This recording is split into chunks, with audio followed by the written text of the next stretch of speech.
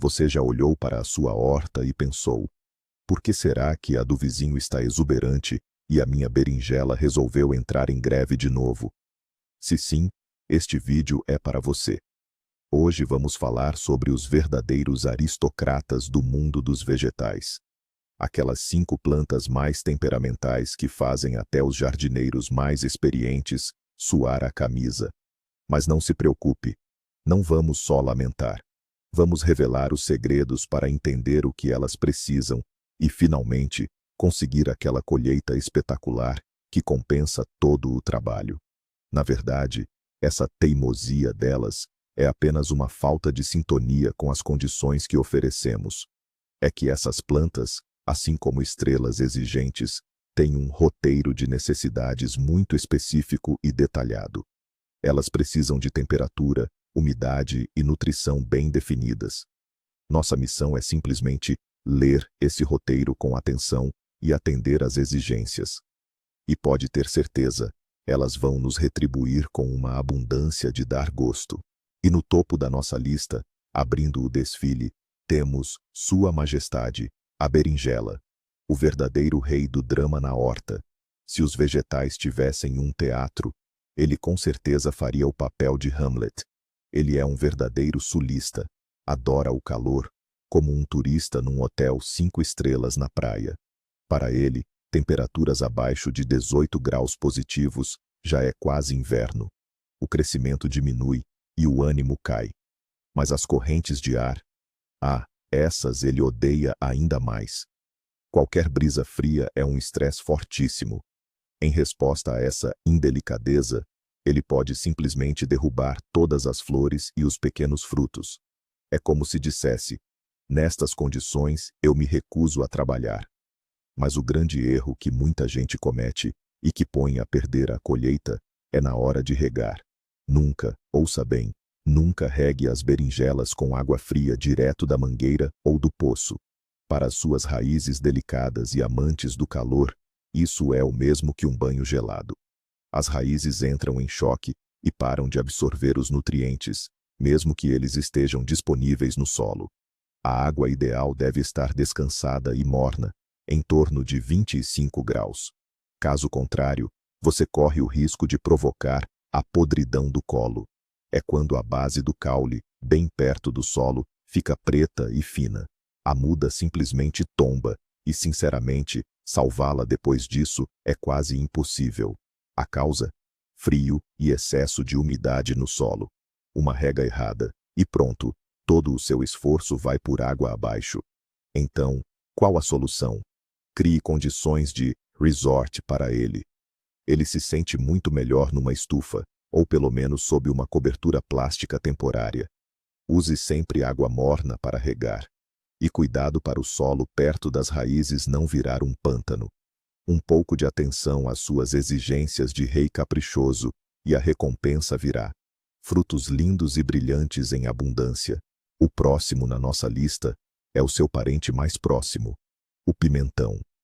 Ele, assim como a berinjela, adora conforto e calor. Ele também não suporta noites frias nem correntes de ar, mas a sua principal fraqueza é a sensibilidade a qualquer tipo de estresse. Imagine um ator que esquece as falas se alguém tossir na plateia. É assim que o pimentão se comporta. Fez frio de repente, esqueceu de regar a tempo, ou pelo contrário, regou demais o canteiro. Em resposta a esse estresse, ele faz o que mais irrita os hortelões. Simplesmente larga todas as suas flores e futuros frutos. É como se dissesse: as condições não são ideais, declaro a temporada encerrada. É por isso que, para muitas pessoas, o pimentão floresce bastante, mas a frutificação é mínima. A planta simplesmente se protege. E agora, vamos desmistificar um mito popular. Muitos acreditam que é quase impossível cultivar um pimentão realmente carnudo, de paredes grossas, como os das fotos, fora das regiões mais quentes, que isso é coisa apenas de regiões do sul. Isso não é verdade. O segredo das paredes grossas não está tanto na variedade, mas sim na estabilidade. O pimentão precisa de muita água. Para formar um fruto suculento e carnudo, Ele precisa de muita umidade e de forma constante. Se você o regar apenas de vez em quando, ele vai dar frutos, mas eles serão finos e secos. Ele precisa de rega constante e regular, com água morna. E claro, fertilizações corretas, especialmente com potássio, que é o responsável pela doçura e pela espessura das paredes. Portanto, o pimentão não é tanto um capricho, mas sim uma exigência de consistência da sua parte. Seja um parceiro confiável para ele, e ele lhe dará uma colheita que estala como uma maçã. Aqui está a verdadeira princesa do nosso jardim, a couve-flor. Se a berinjela e o pimentão pedem apenas condições quentes, esta princesa exige extrema precisão e estabilidade em tudo. Não há margem para erro com ela. O que ela mais teme são as variações de temperatura. Ela não gosta de calor excessivo nem de frio. A temperatura ideal para ela é entre 15 e 20 graus Celsius. Se estiver muito quente, acima dos 30, ela não vai formar a cabeça. Em vez disso, ela forma rapidamente um ramalhete frouxo e sem graça, e espiga. Pronto, pode esquecer a colheita. O mesmo acontece se sentir frio, principalmente na fase de muda. Se a couve jovem apanhar um frio prolongado, ela decide que é hora de se reproduzir e espiga precocemente antes de formar a cabeça. Mas não para por aí. A couve-flor é uma verdadeira gourmet. Ela precisa de um solo perfeitamente equilibrado. É muito sensível à falta de micronutrientes, especialmente boro e molibdênio. Sem eles, as cabeças crescem deformadas, frouxas, com manchas castanhas ou nem chegam a formar-se. Portanto, o grande segredo para cultivar esta princesa é o momento certo de plantio e atenção constante. Em regiões de clima temperado, o ideal é plantá-la bem cedo, para que a colheita ocorra antes do calor do verão, ou na segunda metade do verão, aproveitando o arrefecimento do outono. E claro, não esquecer das adubações com micronutrientes. Assim, em vez de decepção, você terá na sua horta uma cabeça densa, branca como a neve e deliciosa. Agora, vamos falar do principal maratonista dos nossos canteiros, o aipo-rábano. Se os vegetais anteriores exigiam atenção no momento, este sujeito testa a nossa paciência e resistência. O período de crescimento dele, ou seja, do broto até a colheita, pode durar até 200 dias. Imagine só, ele cresce por quase meio ano. Nesse tempo, ele passa por tudo: as geadas da primavera, o calor do verão e as chuvas de outono. E a principal dificuldade em cultivá-lo é mantê-lo saudável e produtivo durante todo esse longo ciclo. É justamente por causa desse ciclo longo que muitos fracassam. Parece que você plantou a muda em fevereiro, transplantou para o canteiro em maio, e pronto, pode esquecer até o outono. Mas esse é o grande erro. O aipo adora água. O nome dele em latim se traduz como odorífero, que cresce no pântano. Claro, não precisamos de um pântano no canteiro, mas esse detalhe revela o grande segredo dele. O solo onde ele cresce precisa estar sempre, uniformemente úmido. Não encharcado, mas sim úmido. Se você deixar a terra secar e depois regar abundantemente, o tubérculo começará a rachar. E se faltar umidade constantemente, em vez de um tubérculo grande e suculento, você colherá no outono uma raiz pequena, dura e muito barbuda, cheia de ramificações laterais. Toda a energia da planta irá para essas raízes laterais em busca de água, em vez de desenvolver o tubérculo principal. O problema mais comum é que o aipo simplesmente não desenvolve o tubérculo principal. Em vez de um tubérculo grande e liso sob a terra, cresce apenas uma barba densa de raízes finas, e toda a força vai para as folhas. Por que isso acontece? O segredo está no seu regime de hidratação, muito específico. O aipo é um grande fã de umidade. O solo onde ele cresce precisa estar sempre, uniformemente úmido. Não encharcado como um pântano, mas úmido, como uma esponja bem torcida. Por isso, o grande segredo para o sucesso no cultivo dele é a cobertura morta. Assim que o aipo crescer um pouco, Cubra o solo ao redor dele com uma camada espessa de grama cortada, palha ou composto. A cobertura morta reterá a umidade preciosa, evitará o crescimento de ervas daninhas e manterá a temperatura do solo estável. Esse é o truque que permite conseguir tubérculos grandes e lisos, mesmo sem regar todos os dias. E para terminar, o projeto mais ambicioso para muitos jardineiros amadores, símbolo do verão quente, a melancia. Cultivá-la em zonas de clima temperado já é uma proeza por si só, mas conseguir uma melancia não apenas uma bola verde, mas sim uma melancia verdadeira, doce e suculenta.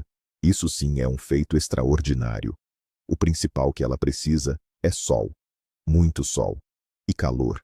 A melancia é uma convidada dos tórridas desertos africanos e no nosso clima, francamente, sente frio e falta de sol. Por isso, o melhor sítio para ela é uma estufa, ou pelo menos a zona mais soalheira, protegida do vento. A segunda necessidade dela é espaço. As ramas da melancia, como tentáculos, espalham-se por vários metros ao redor, e não se pode estorvá-las. Devem ficar livremente no solo, a banhar-se nos raios de sol. Mas mesmo que lhe dê sol e espaço, pode ficar sem colheita. E a razão é um problema bastante delicado. O facto é que, no nosso clima, muitas vezes faltam insetos polinizadores, especialmente em dias nublados. Abelhas e zangões simplesmente não voam. E sem polinização, a flor feminina, que já tem uma pequenina melancia a formar-se, simplesmente amarelece e cai. E é aqui que temos de assumir o papel de abelha. Às vezes, é preciso polinizar a melancia manualmente. Não é nada complicado. Precisa de encontrar uma flor masculina. Reconhece-a por ter um pé simples, sem qualquer inchaço na base. Corte-a cuidadosamente, retire as pétalas e toque com os seus estames no pistilo da flor feminina. Isto deve ser feito de manhã, num dia de sol. Parece um pouco estranho, mas é precisamente este truque simples que garante que o fruto não cairá, mas sim começará a crescer, transformando-se num fruto grande e doce. Este é o principal segredo para ter sucesso com melancias em climas que não são dos mais quentes. Então, qual é o grande segredo que une todas essas plantas exigentes? O segredo, por incrível que pareça, é simples. A geografia. Quase todas elas são nativas de regiões quentes. Berinjelas e pimentões vêm dos trópicos úmidos e quentes. A couve-flor é originária do Mediterrâneo, uma região de clima ameno. A melancia, essa vem do deserto africano escaldante. Todas são geneticamente programadas para um verão longo e quente, muito sol e condições estáveis. E aqui está a grande sacada. Nós tentamos cultivá-las em um clima que, para elas, é quase um extremo norte. Por isso, nossa tarefa principal não é lutar contra a planta, mas sim reproduzir ao máximo um pedacinho de sua terra natal. Não apenas regar, mas usar água morna. Não apenas plantar na terra, mas preparar um solo fofo e nutritivo. Não apenas esperar a colheita, mas ajudar na polinização e proteger de variações bruscas de temperatura. Todo o cuidado secreto não é mágica, é apenas uma compensação inteligente para o nosso clima. Como veem, os vegetais considerados mais difíceis não são problemáticos, são apenas muito exigentes. Ao entender sua origem sulista, vocês poderão dar a eles exatamente o que precisam e obter uma colheita de dar inveja aos vizinhos. Obrigado por assistirem a este vídeo até o fim. Se aprenderam algo novo e útil, deixem o seu like e se inscrevam no nosso canal para não perderem novas dicas para a sua horta e jardim. E para vocês, qual vegetal foi o maior desafio? Contem sua história nos comentários, vamos conversar.